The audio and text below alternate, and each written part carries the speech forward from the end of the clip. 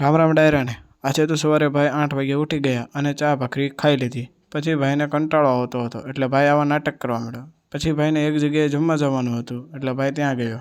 ત્યાં જઈને જોયું ત્યાં તો બધી ગોવણીઓ જમીને જતી હતી. પછી બધા આદમીને જમવા બેસાડી દીધા. જમીને ઘરે આવતો હતો ત્યાં વચમાં લીમડો દેખાણો તો એનો પણ એક વિડીયો ઉતારી લીધો. પછી તો ભાઈ ખોટાઈ ગયો. ઉઠીને જોયું ત્યાં તો બધા જમરૂખ ખાતા હતા. મેં કીધું મારે પણ ખાવું છે. પછી મમ્મી પાસે જમરૂખ સુધારાવડાવી દીધું અને પછી ભાઈએ તો આરામથી જમરૂખ ખાધું.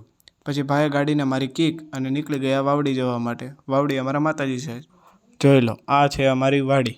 કેવી સુંદર મજાની વાડી છે, હે ને? વાડી તમને કેવી લાગી એ બધા કોમેન્ટ જરૂરથી કરી દેજો.